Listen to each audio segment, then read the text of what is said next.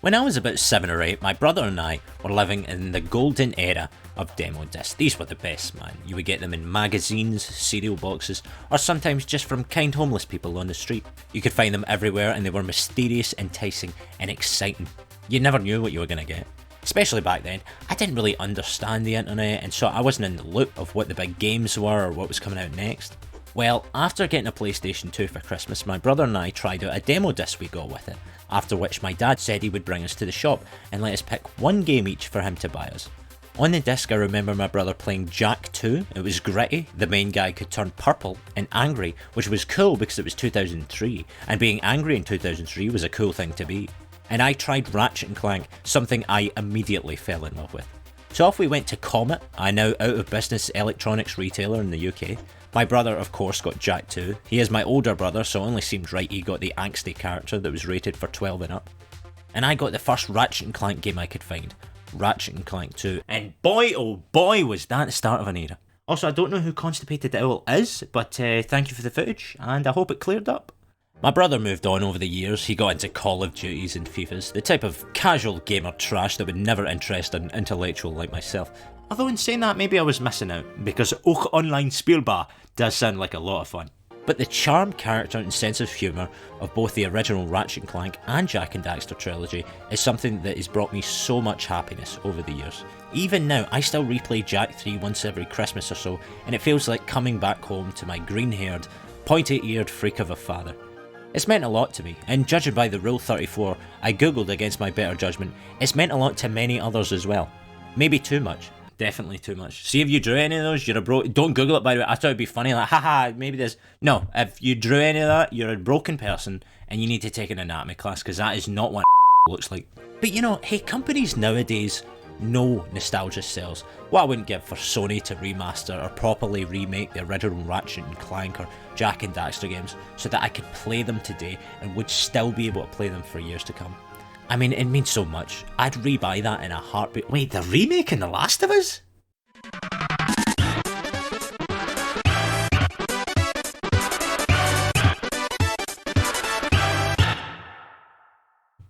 The Last of Us is one of my favourite games. It's powerful, the opening has made me cry so many times, which is especially noteworthy because since the accident, doctors say that's an ability I no longer possess. I introduced it to my girlfriend and bonded with her over it after seeing the story beats 3, 4, maybe 5 times myself. It was a treat to see how she would deal with the heart-wrenching moments the game throws at you. As a Christmas present, she even bought me my own little custom Firefly tag from the game with my name on it. But, and I know I'm not the only person who thinks this, there's no need for a remake. The game got a remaster a year after its original release, then got PS4 Pro support, and now has PS5 support flawlessly running on PS5 at 4K, looking crisp as ever. If you're a Last of Us fan, then you're very well looked after, hooray! But to get back to the point, there's no fundamental problem, I think, with The Last of Us 1 that requires it to be remade. The sequel, on the other hand, it's just a joke, please don't send me anthrax in the mail. I had a hard think about part 1, and there's not one story moment or pacing issue that had me thinking, damn, I really wish they could remake this game so they could fix that. Okay, well, maybe arguably, like, the summer section goes on for too long, but I don't know if that's actually just a problem, or when you start the game it says summer, and in your head you go, alright, so it's going to be split into seasons, so each season will be like a quarter of the game, and it turns out summer actually lasts for 50 to 60% of the game. I don't know if that's a problem, or just something you notice. So, I mean, you could definitely make some improvements. I think most, if not everyone, agrees that The Last of Us 1, with the game mechanics of Part 2, would be a major improvement. And probably speeding up how quickly Joel moves when he carries planks or ladders would be very good. Joel can feel kind of irritatingly slow during those parts. Apart from that, don't touch it. It's fine. It's a classic of its time. And hey, if you want to do those things, remake a classic that doesn't need messed about with, so you can bleed it for more money, maybe wait a bit, you know? Maybe don't spend resources to remake an entire game that just got a PlayStation 5 update. Thankfully though, after hearing that this update was being made, there was some elaboration after the announcement.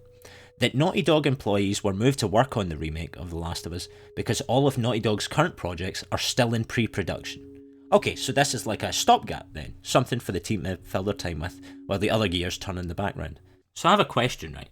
So if remaking a game with an original development budget of what, like somewhere between $50 to $100 million, you can't actually find that information anywhere, they haven't released it, but let's say it's somewhere around there. It's quite expensive.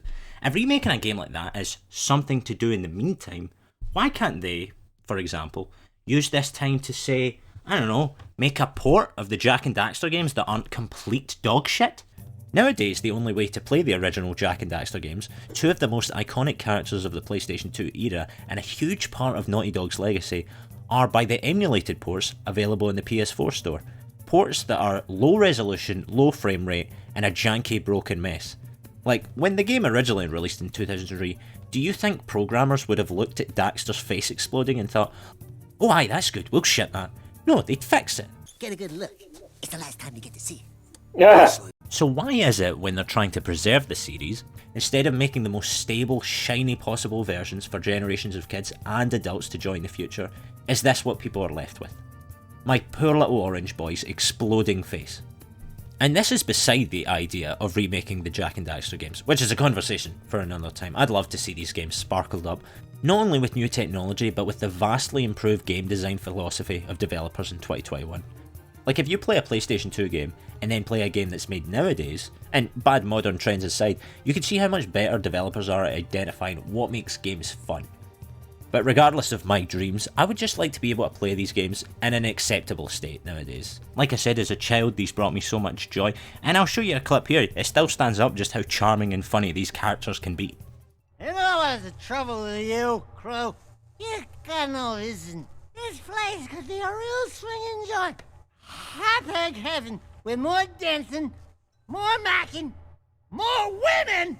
Jack knows what I'm talking about! 14 money bags before they disappear, You know and you- bring them back here. If you lose even one I bag, love you, then man. don't come back, eh?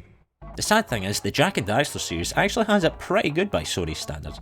Sly Cooper is dead, you can't play any of those games anymore, except if you own a PS3 or PS Vita, but those consoles are so dead, and as we've discovered, Sony care so little about preserving their legacy that they were going to completely shut off their online stores recently, until thankfully Internet Rage did the world some good for once and got them to reverse their decision. So Sly's movie deal went down the toilet, that's not a joke, that's something that was supposed to happen. Ratchet and Clank are doing very well, I'm happy to say, but if you grew up with the originals like myself, you're out of luck because they're not available to play, which is doubly offensive because the Ratchet and Clank remake that did come out was a movie tie-in game that removed all of the character and charm from the original in exchange for a relatively soulless DreamWorks movie. Hey, we're all pals here and we're all the bestest of friends and we have no individual characteristics. I won't rant on about this because the Gaming Brit has already put together a very well worded video on this very subject. It's disappointing that what was once a pretty novel and cool concept for an adventurous and fresh action platformer series kept being boiled down and sucked dry of all its thematic content and original spark until it ended up here. Ratchet 2016 marks a kind of crescendo of how to chase mainstream attention so hard, deviating so much from what made your IP to begin with that you end up with almost a completely opposite product to what you started with. I've died and gone to nerd heaven. Nerd. I like him. And on a side note, that's what I'm worried about, the new Ratchet and Clank. Like, the game might be fun, but are all the characters boring husks of what they used to be? Anyway, that aside, even Ratchet's PS3 games, of which there are many, some of them are brilliant, others are tower defense games? What? Yeah, you can't play any of them anymore either. And I can think of at least 4 of them I'd love to be able to play nowadays. Okay, well, what else is missing then? What are the classics and blockbusters of the PS1, 2 and 3 era that are kind of lost to time, unless you have one of those consoles? Well, the original God of War games and their excellent PSP spin-offs, they're gone. The Socom games, dead. Twisted Metal got its license revoked. The Resistance trilogy, gone. I played this recently. It's excellent. I actually played it with PlayStation Move, because I'm one of the 14 people who bought that, and it was great. All it needs is a wider FOV and 60 FPS. I'd buy it in a heartbeat. Killzone trilogy, that's gone. Infamous 1, 2, and the awesome vampire expansion Festival of Blood, that's gone. The Metal Gear Solid series, 4 in particular, gone. Remember 4? The one with 9 hours of cutscenes that everybody liked, even me, even though it had 9 hours of cutscenes, and a little girl who seemed really self-conscious about how shit she was at making eggs. The MotorStorm games, they were cool, gone. And notice with all these titles, these aren't obscure games. They're not the type of games you hear the name of and go, oh yeah, I kinda remember that. No, these are the games that if you played them in the past, well maybe apart from Warstorm, you're probably thinking, oh damn, I'd love to be able to play that nowadays. These were all big hitters for Sony, projects that had months of marketing, massive hype. These were system sellers. And now that their time is gone, they're just thrown in the bin, forgotten about. Sony wouldn't be where they are today without these games, and as far as the people in charge nowadays think, who cares if no one else ever gets to play them? If you've been paying attention to the inner workings of Sony for the last couple of years now, all of this probably isn't too big of a surprise. Jim Ryan became the president, CEO and executive overlord of Sony Interactive Entertainment in 2019, somewhat suspiciously on April 1st of that year of all days, and his disinterest in preserving old Sony titles through backwards compatibility is pretty well known. Back in 2017, when Ryan was a lowly, very poorly paid head of global sales and marketing, while attending a Gran Turismo event and seeing the old PS1 and PS2 games, he said, and I quote, "They looked ancient. Why would anyone play this?" Well, you know, not to be a dick, but Jim, you're old, and you've got pals, right? Imagine if the head of MGM, or whatever the Sony equivalent of the movie industry is. Wait, Sony makes movies. Okay, imagine if the head of a movie distribution company watched Citizen Kane and went, what's all this black and white shit? Why would anyone ever want to watch this? What? That's the guy in charge now. And it's not that Jim Ryan isn't like a capital G gamer who's down with the fucking memes and shit, but it's more that he's a businessman, right? So he understands what you say and what you don't say. And if he's dismissive towards old games, that's obviously very indicative of what his attitude towards it is actually like. He said that probably not thinking that it would cause a fuss, because if he did, he wouldn't be a very good businessman, would he?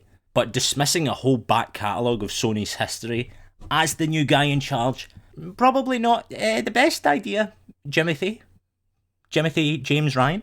He's also said, and I quote, "When we've dabbled with backwards compatibility, I can see it's one of those features that is much requested but not actually used much." Well, there's two sides of this, one of them being, well, yeah, by sheer numbers, of course it isn't. Most people who play games are buying a shiny new box to play what the new hotness is. The way I do with movies, I'm not a hardcore movie guy. Like I said, I haven't seen Jason and the Argonauts or Nosferatu. I've only seen the first two Shrek films, so kind of a casual.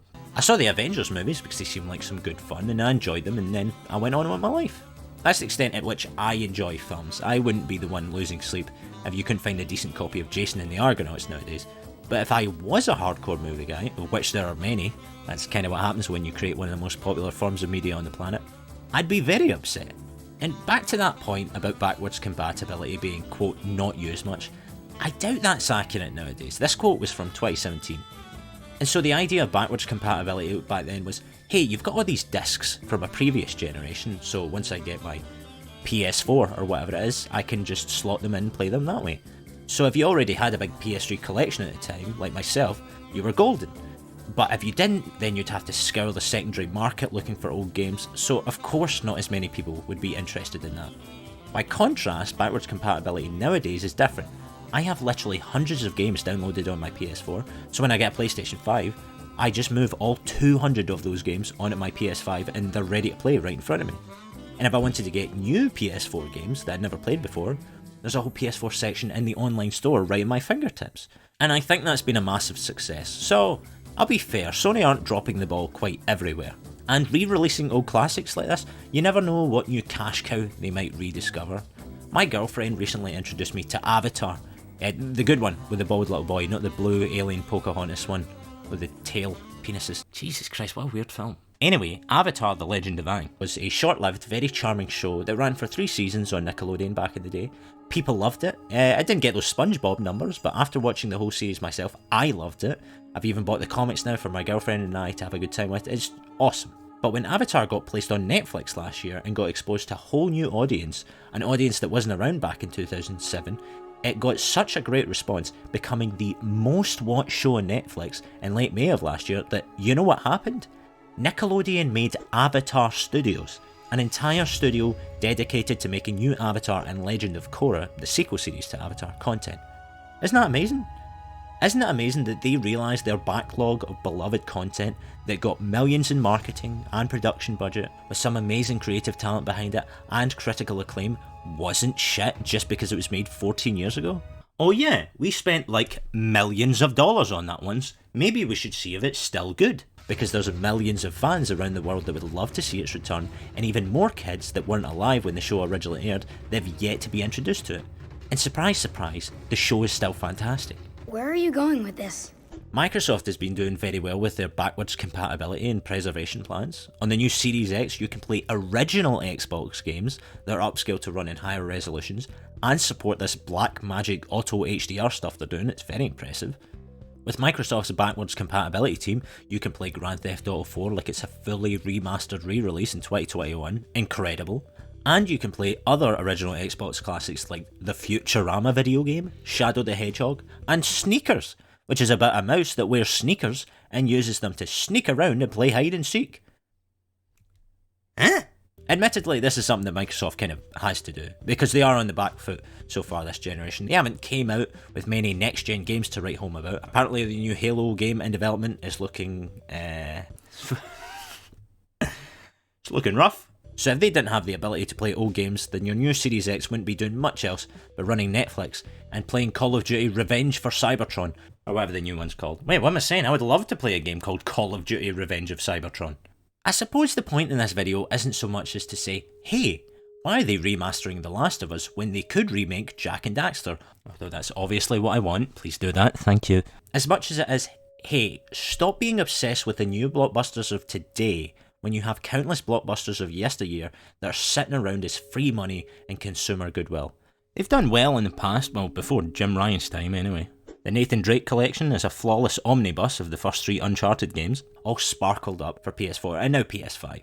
And the Crash Bandicoot Insane trilogy reignited the Bandicoot's popularity again, finally getting Crash off of those street corner opioids he's been clinging onto for so many years, and going on to secure an extremely well-received sequel in Crash Bandicoot 4.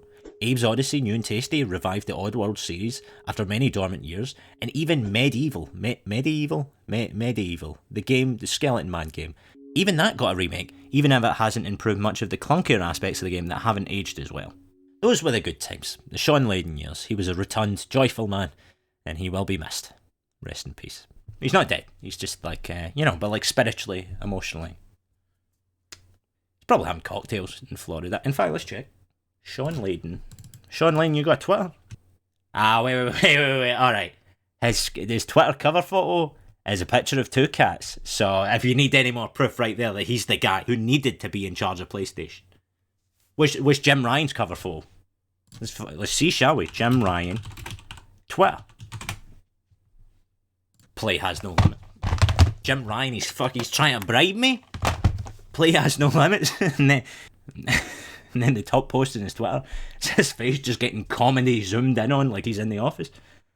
I'm sorry, but I'm going to have to go with Sean Layden on that one, man.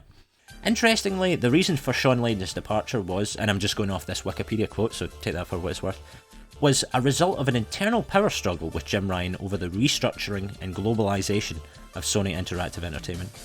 I don't know what Jim's intentions are, but he got his wishes, didn't he? But Ryan's ignorant and dismissive views towards preserving the infamously volatile and easily forgotten nature of old games is already well known. Like I mentioned, very recently the PS3 and Vita stores were to be closed down forever, a decision that has thankfully been gone back on. That really says a lot, doesn't it? It's one thing to think remaking or even just preserving a company's billion-dollar portfolio isn't worth the time and money, but to completely destroy any chance of people being able to buy those games, even if they still have the hardware? While the decision was reversed, the fact that Sony thought it was alright to go through with that in the first place makes me very worried for the future. Even if our favourite franchises don't get the Crash Bandicoot Insane Trilogy makeover treatment at one point or another, I do hope we find ourselves in a place one day where the idea of not being able to play 2-decade-old games on your current console is ridiculous and unacceptable. I said myself, I'm not a big movie guy, but if I weren't able to watch the Matrix trilogy nowadays, I'd be heartbroken. I love all those movies, even the second and third one. There's like a sex club scene and ghost albino dreadlock ninjas. It's nonsense, I love it. But fingers crossed, I guess. It could always be worse. Like, hypothetically, I guess Sony could do like a real half-hearted remake of some classic, like just port it, but do a really shit job, and then only keep it on sale for like 6 months, so that the fear of missing out would force people to buy it, even though the very nature of software itself means that you can make infinite supply. All you need to do is copy and paste the files. Yeah, not only could they like like financially exploit people in an economic depression when it's never been harder for young people to find a job, but they could also emotionally exploit them in one of the hardest and unique periods in modern history. But nobody's going to do that. You'd have to be evil as fuck. Well, thanks everyone for watching. I hope you have enjoyed. I say this like every second video I make. Something a little bit different. I thought an opinion piece was warranted, as I wanted to talk about it. If this is the first video of my channel you're seeing, I'm sorry I wasted 20 minutes of your time. I do many different things to do with video games, analysis, opinion pieces like this, reviews, and just some gameplay when, you know, the moment hits me.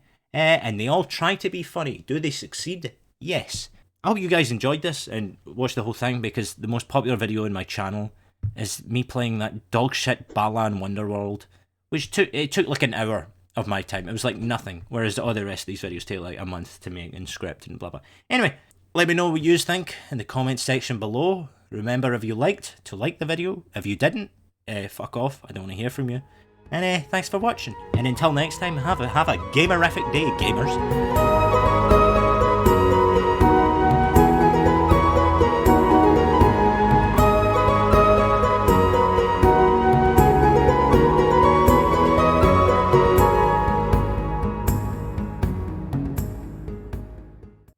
Well, ah, shit.